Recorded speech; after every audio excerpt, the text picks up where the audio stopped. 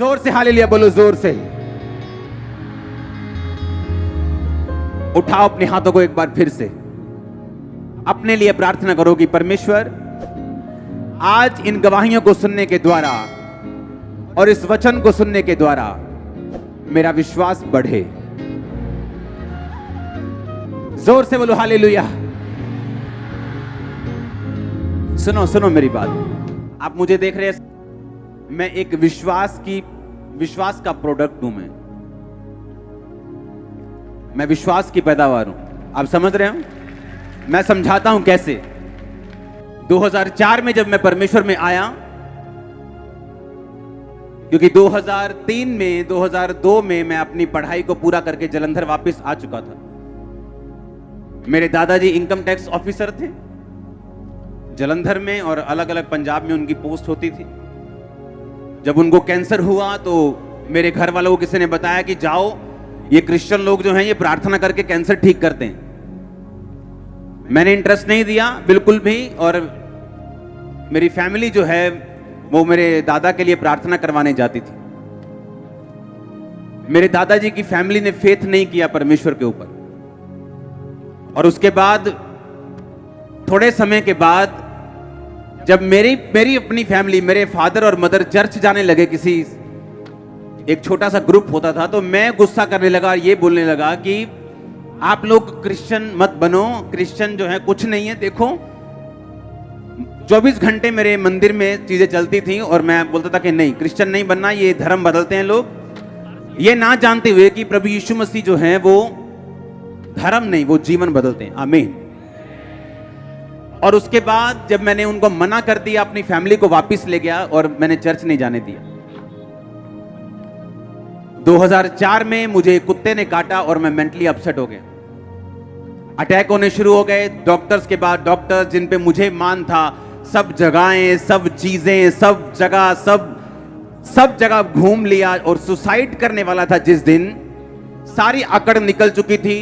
धर्मों के बारे में बात करना बंद कर दिया था, कुछ नहीं मैं करता था, सिर्फ सुसाइड करना और हैवी डोज नशे की लेके स्पेशल सुल्तानपुर साइड से नशा लेने जाना और स्पेशल नशा करना ताकि मैं नशे में रहूं और मुझे अटैक ना हो।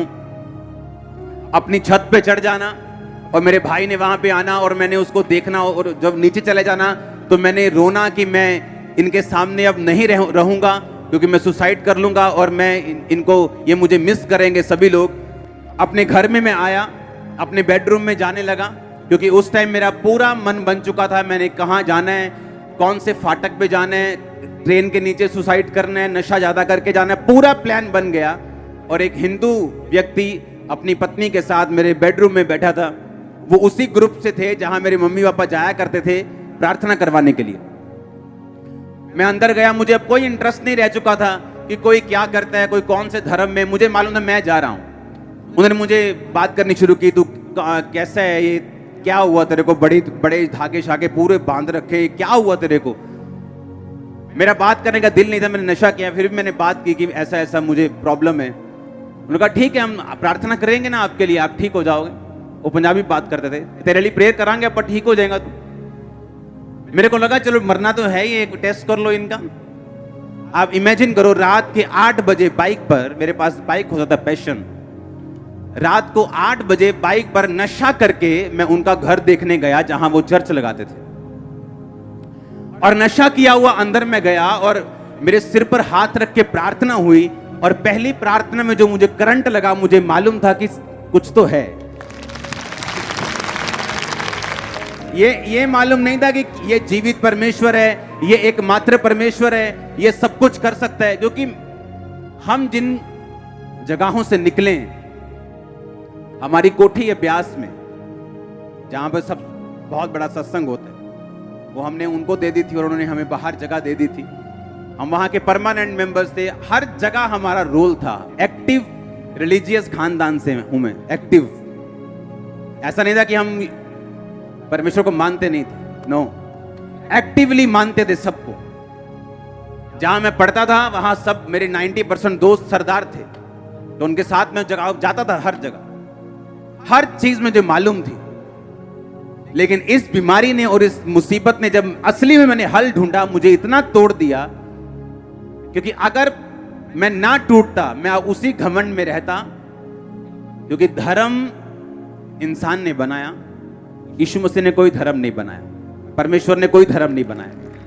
उसने नहीं कहा तू ईसाई बन जा, उसने नहीं कहा नहीं पहले अपना नाम पीटर रखेगा तो मैं तुझ पे दया करूंगा, अपनी कास्ट चेंज, उसने कुछ नहीं कहा। और जब मैंने बाइबल पढ़ी तो उन्होंने कहा कि पूरी बाइबल में ईसाई धर्म नाम का शब्द तक नहीं। अगर तू बाइबल पढ़ेगा तो तू होगा और परमेश्वर होगा, तेरे गुनाह होंगे, पाप होंगे, जिसकी वजह से तू मुसीबत में है।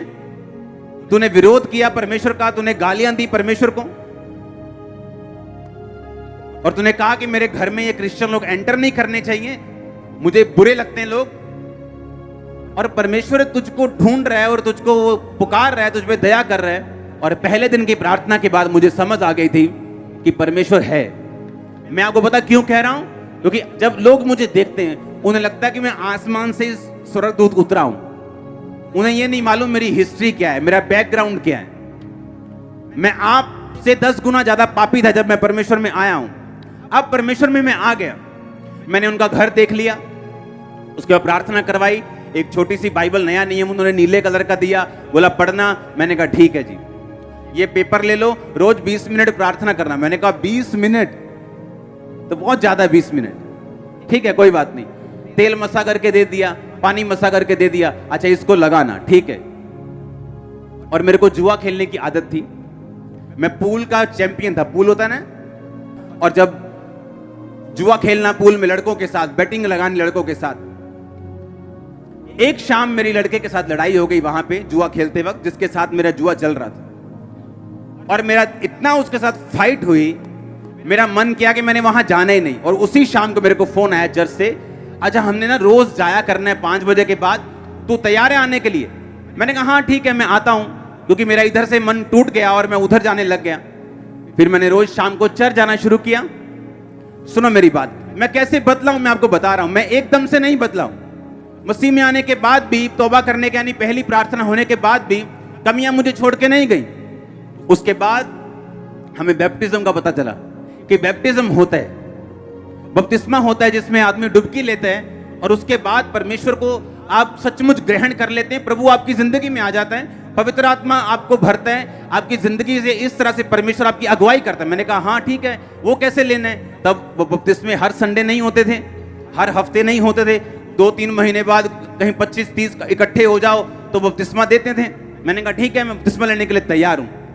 मैंने अपने दोस्त के साथ प्लानिंग की, मैंने कहा बपतिस्मा लेने से पहले ना खूब शराब पीनी, बपतिस्मे के बाद तो पी नहीं होगी, अब वो पहला पूरी पी लेनी है अपन। और प्लानिंग कर रहे हैं उसके साथ, और पास्टर आया, बोला क्या क्या बात कर रहे हो? हमने कहा हम झूठ नहीं बोलते थे, सीधा बताते क्या दिल में है, ये प्लान कर रहे हैं हम। उनका नहीं, प्लान नहीं करना, ये अभी वायदा करो, छोड़ दी।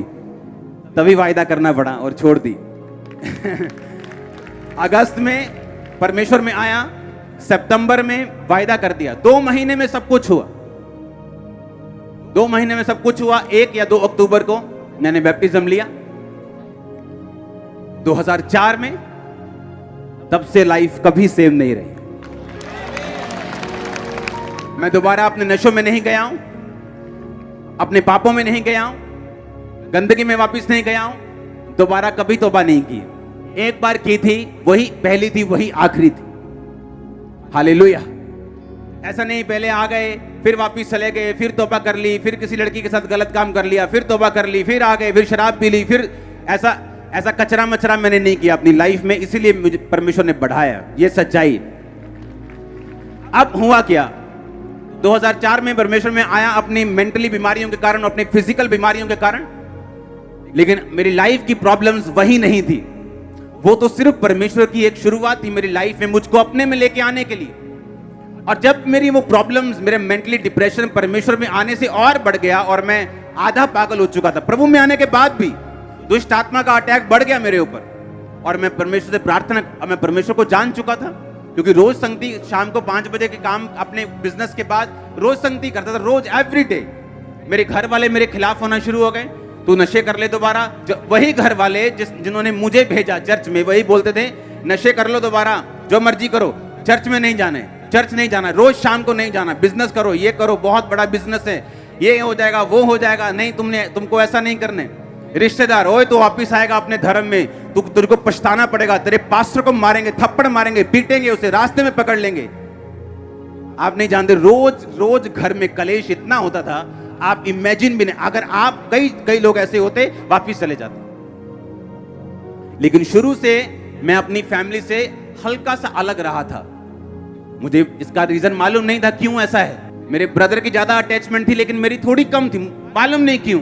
वो बाद में पता हुआ कि क्यों, ताकि जब परमेश्वर मुझे बुलाए अपने में और मेरा घर वाले मेरा विरोध करे, मैं उनके प्रेम में वापस ना चला जाऊं, ताकि मैं परमेश्वर में खड़ा रहूं।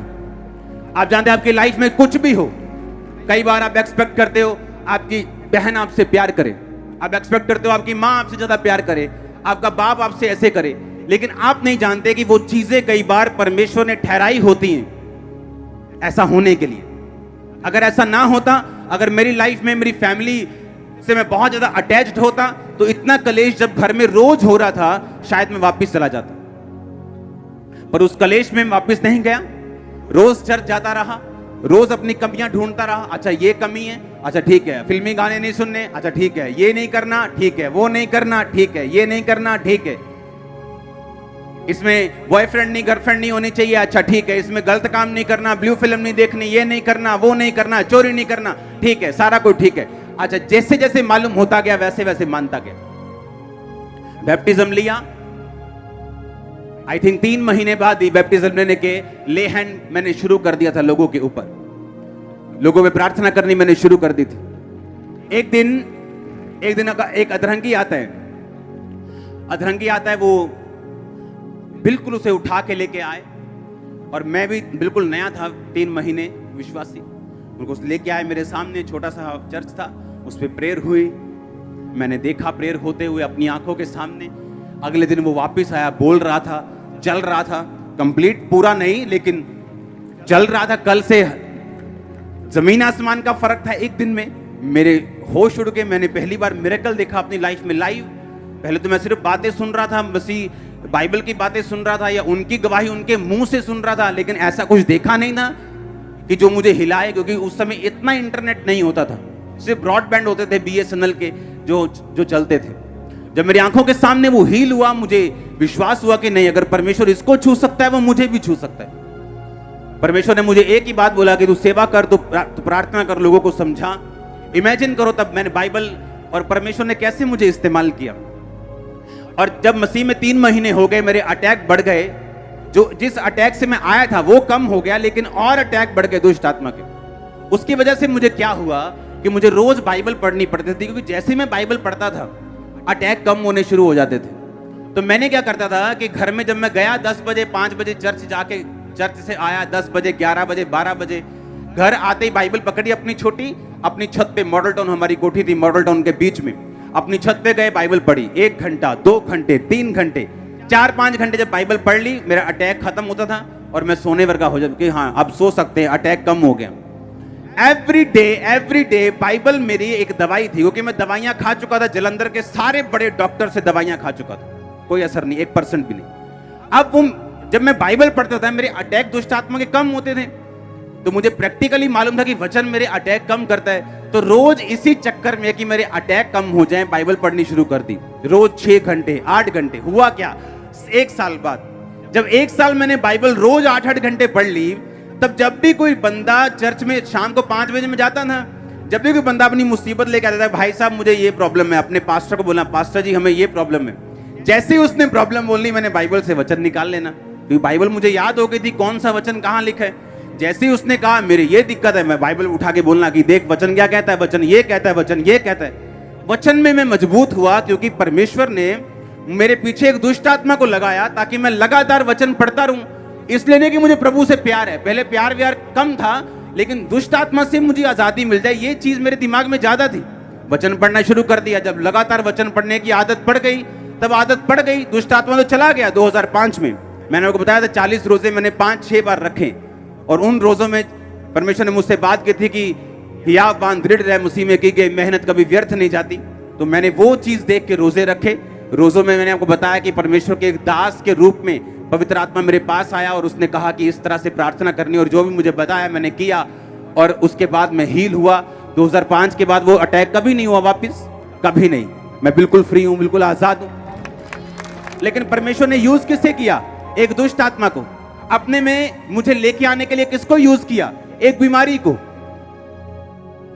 मुझे चर्च में भेजने के लिए किसको यूज किया? लड़ाई को। मेरी आदतों को, गंदी आदतों को खत्म करने के लिए किसे यूज किया? एक लड़ाई को। और साथ मसीह भाइयों के प्यार को, क्योंकि वो मुझे कॉल करते थे कि चलो आओ सेवा करते हैं, चलो आओ उधर चलते हैं, चलो आओ उधर चलते हैं। और इस तरह से धीरे धीरे धीरे मैं परमेश्वर की ओर खींचा चला गया। उसके बाद जब मैंने देखा लोगों पे ले हैंड होते, लोगों को हील होते, मैंने खुद ले हैंड करना शुरू किया और खुद लोगों को हील होते देखा अपनी आंखों के साथ। मैं डॉक्टर के पास गया एक दिन, 2005 की बात है। मैंने कहा डॉक्टर साहब मुझे पेट की दवाई खाते इतनी देर हो चुकी है, मैं थक चुका हूं। मैं अगर एक बाइट मैंने गलती से कुल्फी की ले ली ना, अगर एक बाइट ऐसे, एक बाइट, 8 घंटे वो कुल्फी यहां रहती थी मेरे गले में। 8 घंटे, 10 घंटे। अगर एक चम्मच मैंने दाल खा ली, अगर उसमें अगर हल्की सी मिर्ची है, तो वो एग्जैक्ट टेस्ट यहां गले में मेरे 8 घंटे, 10 घंटे रहता था। और मैं प्रभु से बोलता, प्रभु मार दे, से अच्छा ये है कुछ नहीं खा सकता, दाल बिना नमक, बिना मिर्ची। और मैं एक दिन फिर मैं डॉक्टर के पास गया, मैंने बोला, मैं कहा यार बहुत बुरा हाल है, कितनी देर का दवाई खानी पड़ेगी? उसने कहा मेरे पास पेशेंट्स आते हैं 12-12 साल से खा रहे हैं, तुम पूछी मत, बस खाई जा बस। और उन्हीं दिनों में एक बंदा रहता है यहां पे जलंधर में, बस्तियों की तरफ, वो मेरे पास आके बोलता है कि मेरे पेट में एक रोग है, मैं कुछ भी खा नहीं सकता, दवाइयों से हल नहीं होता, आप मेरे लिए प्रार्थना करो। उस पे प्रार्थना की, सेम डे हीलिंग। उसने जाके कहता मैंने मछली खाई, क्योंकि वो यूपी की साइड के। सुना मेरी बात। और मैं प्रभु से कह रहा हूं परमेश्वर ये सेम बीमारी मुझे और इसको नहीं पता, और मैं इस पे प्रार्थना कर रहा हूं, ये हील हो चुका और मैं ऐसे ही हूं। कुछ नहीं हुआ, ऐसे चलता रहा, डॉक्टर के पास जाता रहा। एक दिन जब मैं डॉक्टर के पास से वापिस आ रहा था, आप इमेजिन नहीं करोगे मेरी लाइफ कैसे थी। उसने कहा 12 साल से पेशेंट दवाई खा रहे हैं, तू ज्यादा मत सोचा कर। और मैं हैरान हो रहा हूं कि परमेश्वर मैं तेरी सेवा करता हूं, मैं लोगों पे ले हैंड करता हूं, लोग हील होते हैं और मैं बीमार हूं। जब उस डॉक्टर ने इतनी बात बोली कि 12 साल, मैंने बाहर आया हॉस्पिटल से, मैंने गुस्से से दवाई फेंकी, मैंने कहा मैंने नहीं खानी, कुछ भी हो जाए। अब इमेजिन करो, मुझे नहीं मालूम था कि मेरी प्रार्थना सुनी जा रही। परमेश्वर का थैंक्स करता रहा। इंस्टेंट हीलिंग हुई मुझे, इंस्टेंट हीलिंग। और मैं हील हुआ, मेरा फेथ बढ़ा। मैंने कहा अब आया मजा, अब बताऊंगा मैं।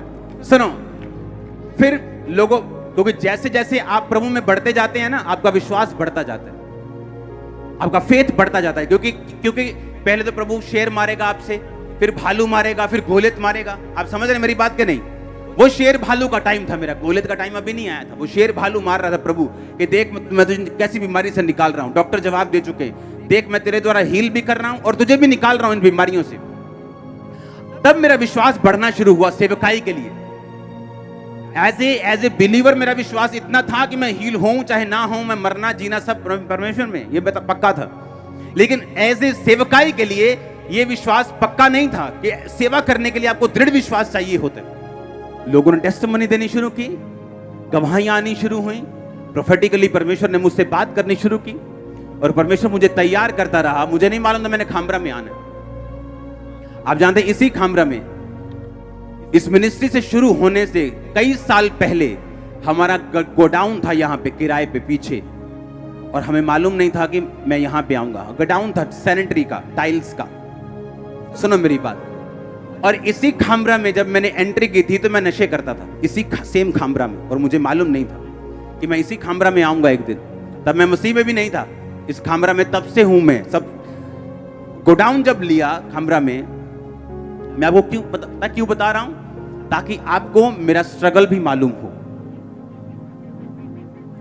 ओके, आज मेरे पास कितना कुछ है, इससे आपका विश्वास बढ़ सकता है। लेकिन मैं जिन चीजों से निकला हूं, अगर मैंने आपको वो बताई, आप कभी सेम नहीं रहे। आप इमेजिन करो, खामरा में जहां पे हमारा गोडाउन था, वहां एक सरदार जी थे।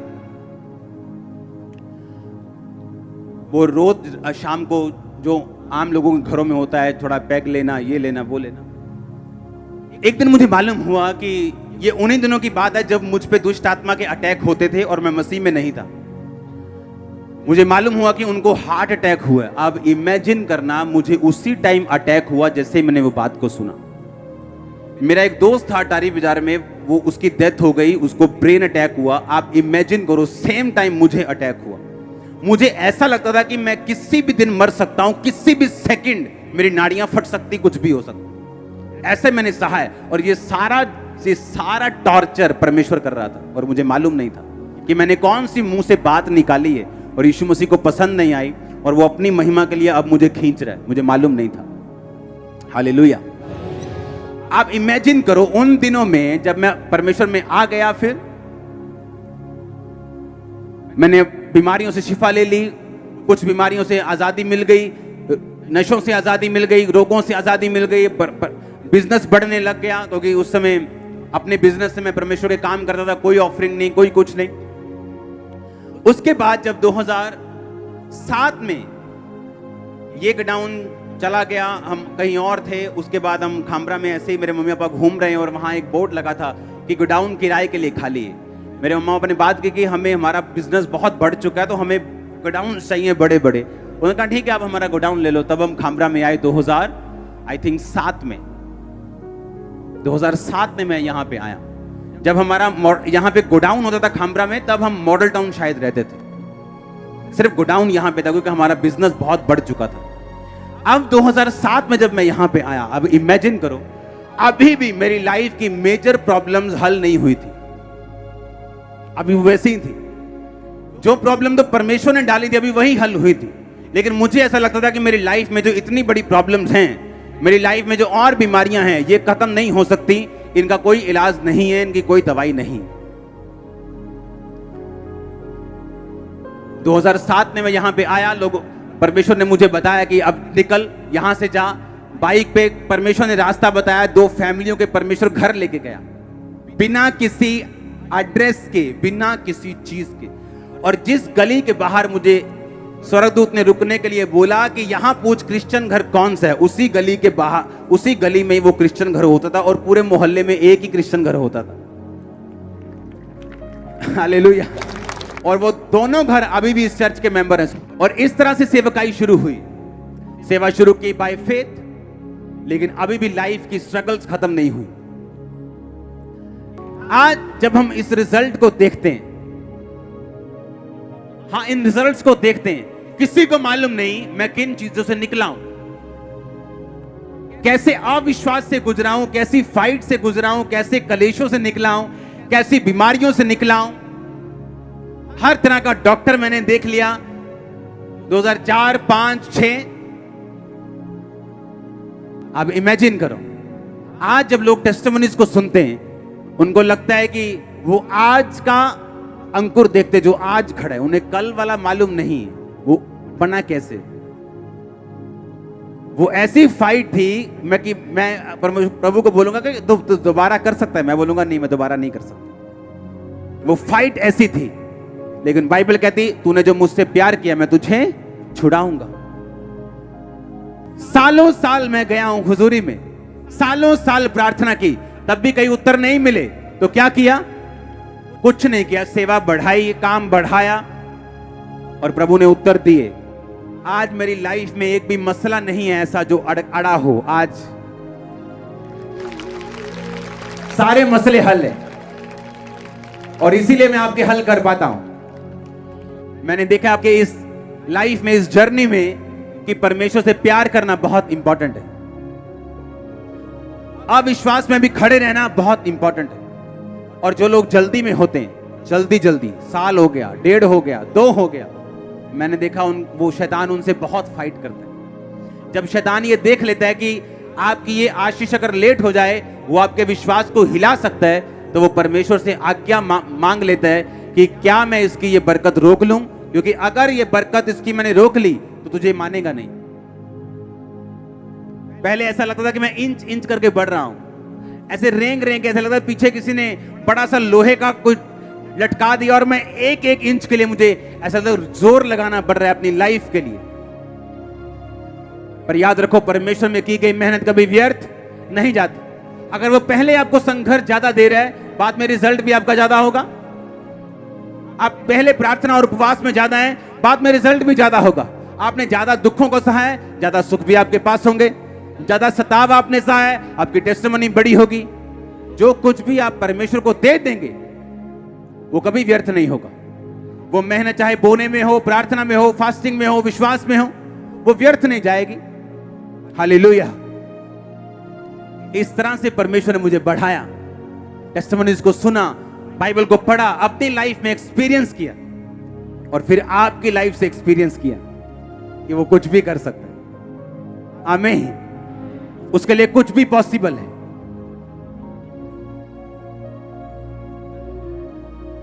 अपने हाथों को उठा, बोलो थैंक यू जीसस। फिर से बोलो ऊंची आवाज में, थैंक यू जीसस।